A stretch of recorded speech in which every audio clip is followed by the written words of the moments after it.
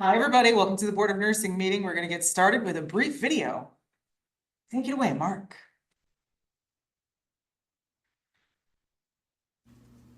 Welcome to the Professional and Vocational Licensing Virtual Board Meeting. When the meeting begins momentarily, the chair will take a roll call, explain any specific rules for this particular board, and then move to public comment. The name of the board member will appear on the bottom left-hand corner of your screen. For instance, this is Board Member Y, and this is Board Member E.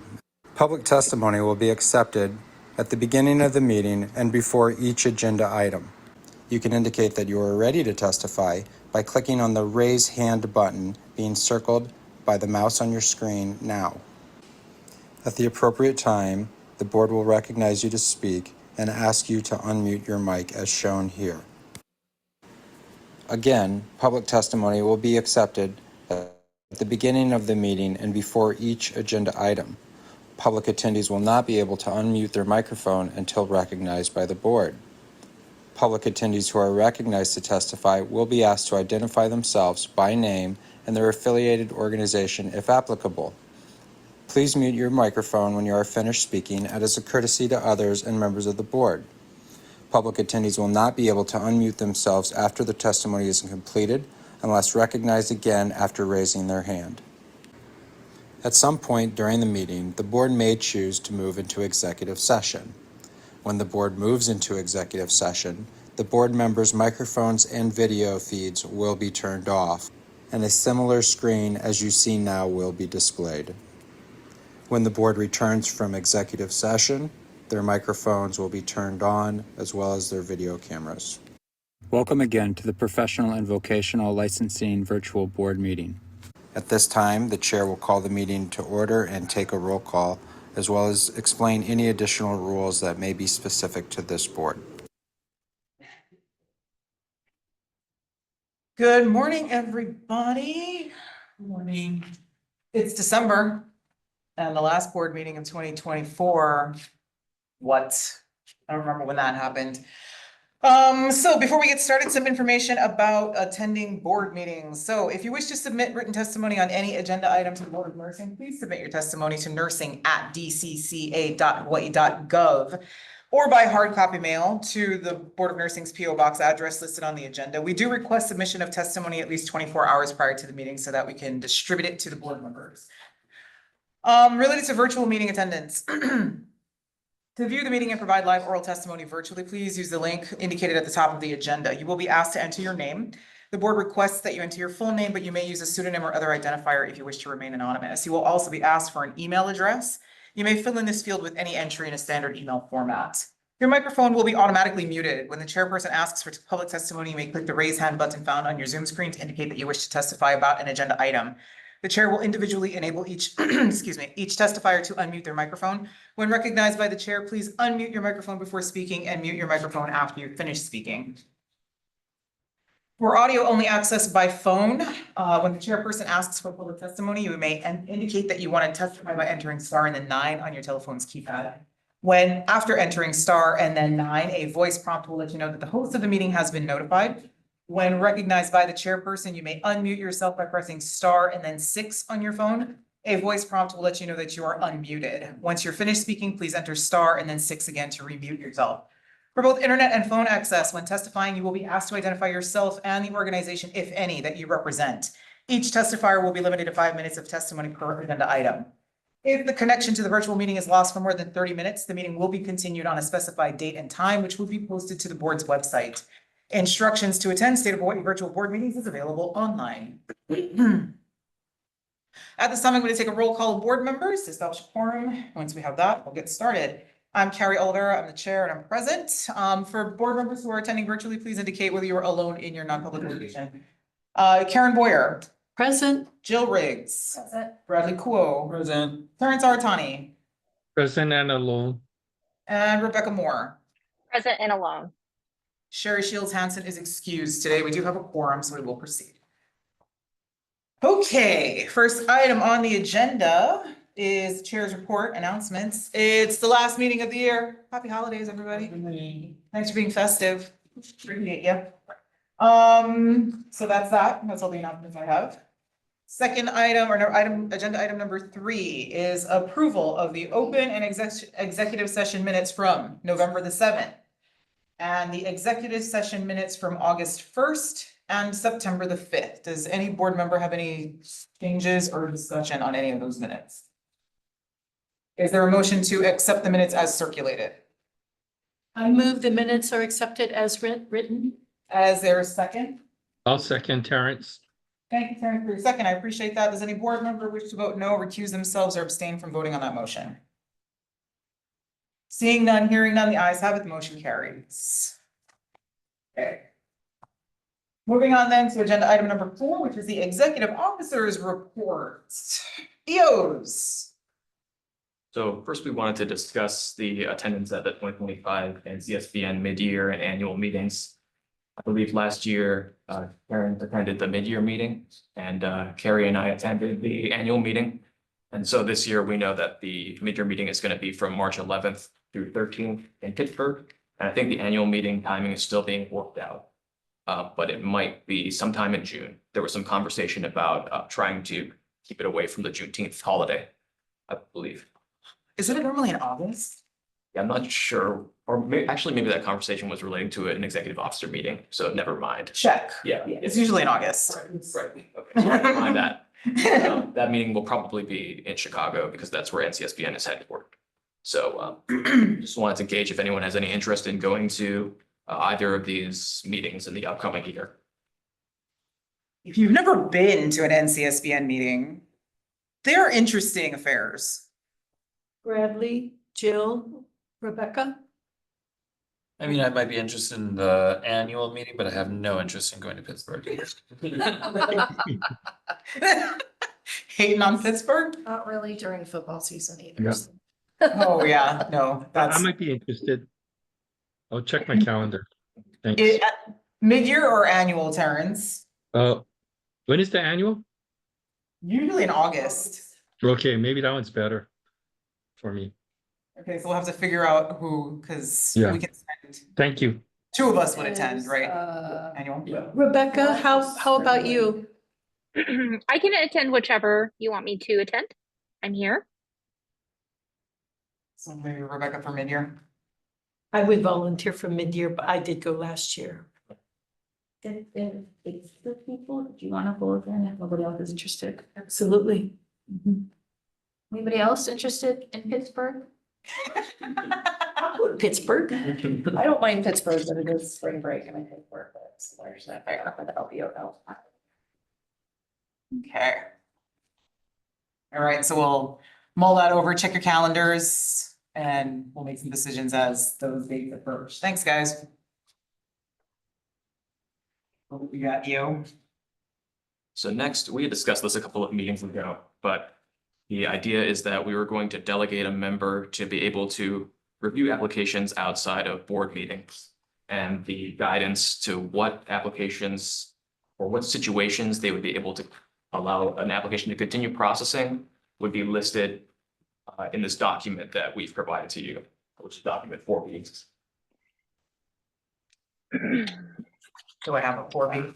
I don't know that my. We don't think we- OneDrive now. Oh. After I can just be sent to. Okay. Might have to. Might be. 4B? Yeah, okay, that's okay. So Okay. We'll table this for another time then. But just, since it's on the agenda, just to kind of like let everyone know, it's covering some additional convictions, additional disciplinary actions, and also medical malpractice settlements outside of the delegations that were made to the executive officers back in 2021. And I think, in fact, some of those delegations on that initial 2021 list have been moved to this list so that it would be for a board member to look at rather than an executive officer to continue processing. So just to give you a bit of the flavor, it's convictions like disturbing the peace, harassment, disorderly conduct, 2 DUIs, both being convictions over 5 years old, possession of marijuana, a theft, larceny, or shoplifting conviction over 5 years old. Those are a couple of those. Disciplinary actions, it would be when the disciplinary action is based on a conviction that you already have delegation for, solely on that basis. A disciplinary action where the applicant met all terms of the discipline over 10 years ago. Applications where an applicant was disciplined by one jurisdiction for a delegated reason, and then it's set up just a chain effect among boards with all surrounding the same set of facts. So there's that, and then of course, medical malpractice settlements. So that's just to give you an idea, and then we'll let everyone review this document and then revisit it at the next meeting. I mean, didn't you just explain it in fairly decent? Yeah, I mean, I didn't cover everything. I could. They are previously approved to the EO. I mean, Right. there's a little bit more expanded in the malpractice and some of the settlement agreements that you would be, like prior settlement agreements that board member would approve. Yeah. But it's nothing, I mean, and again, this delegated board member would have the option of punting it back to the board if they felt uncomfortable. The other thing I want everybody to keep in mind is there is a time to, so it's time involved to review these applications. So do you have the time in your schedule to do it is the other thing. Are we only looking for one board member? Is there a way for us to like Uh, distribute this across multiple board members? I would prefer having two, but I don't want to make it like a committee because when we'd have to do an agendized meeting, so Yeah. you would be independent of each other, maybe an alternate perhaps. Or we can half it depending on how many. Another option that the medical board does is that, if there's, 8 applications, they assign a board member to, you're 1, 2, 3, and so they take the lead on presenting, number one. This is approving it outside of the meeting, so it's like delegated like convictions that they can approve so that we can continue processing it. It wouldn't go to the meeting Oh, okay. for expedition. Oh, okay. I thought you were speaking regards to Oh, no, the ones that make it to a meeting. No, just these are the ones that maybe the board doesn't need to review it. Okay. Because it's not substantial in terms of conviction or disciplinary action. So, I mean, if you guys want to make a decision, that's okay too. We just wanted to make sure that everybody is comfortable. I mean, I could review all APRN applications. Wait, do some pieces. Does any board member have any concerns with the delegation that was just described? Okay, so we're cool with the delegation. Okay, cool. Volunteers then. So Bradley has volunteered to review APRN applications. What kind of volume are we looking at? This volume, Yeah. Every day. It's even less than, yeah. Well, I mean, I think in any given week, maybe we'll get 5 to 10 that maybe either we're approving or we're sending it for further review. Yeah, about. I was gonna say, maybe it's like a third of these applications. So it's basically the ones that it comes to this meeting, everyone's like, I have no problem with this. It's Yeah, like, correct. that's kind of the situations we're trying to. Well, we're reducing also what. And also, that's true. And also the ones that we currently have delegation to approve. So it that- might be like for any given, so APRNs I think would have the least because we don't get as much APRNs as like an RN app. But so APRNs, maybe you might get 3 to 5 a week, depending. The RNs might be 5 to 10, depending.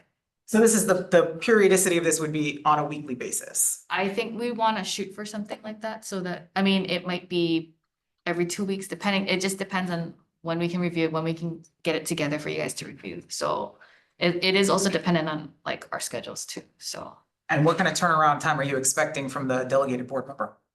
in a week, whatever your schedule will allow.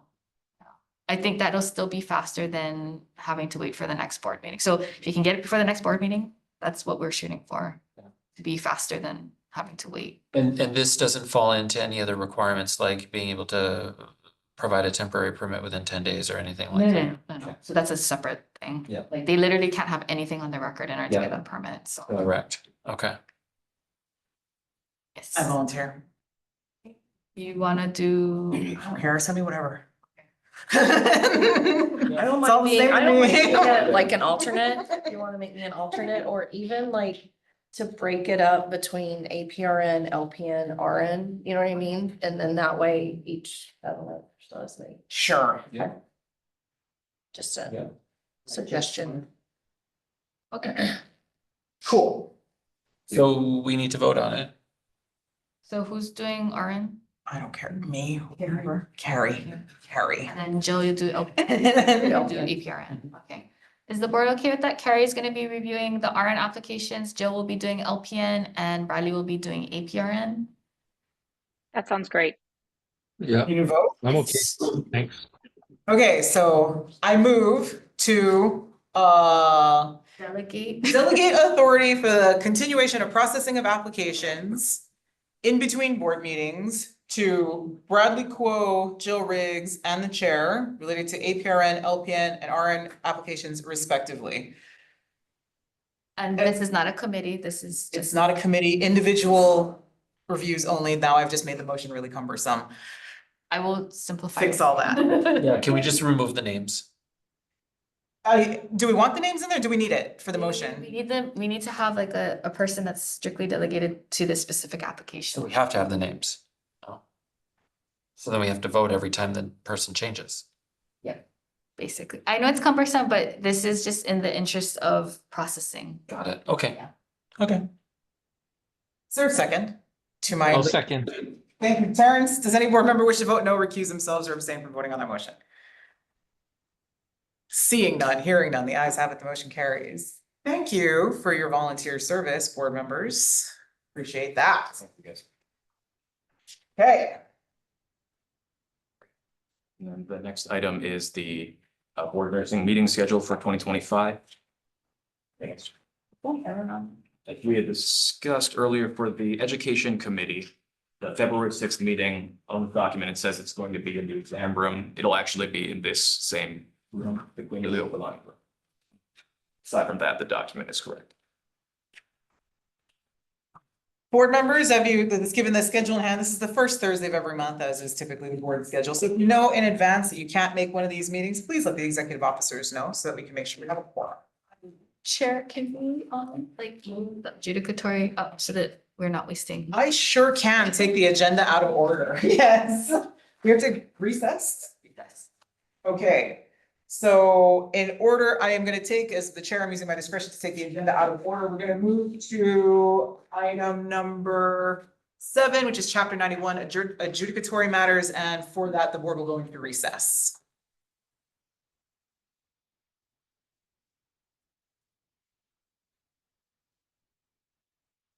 Second.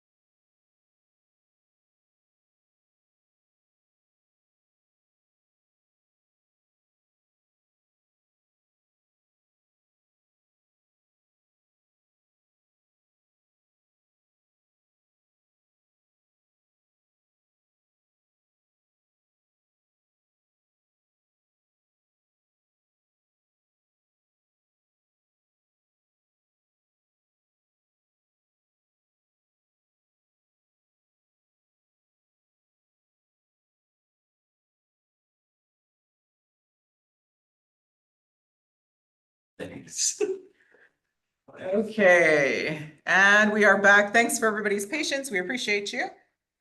So we have completed then, agenda item number 7. So we're gonna go back and retake the remainder of the agenda in its order. So we're on to item number 5, which is reports from Hawaii nursing organizations. So we'll start with the Hawaii State Center for Nursing and Laura Part.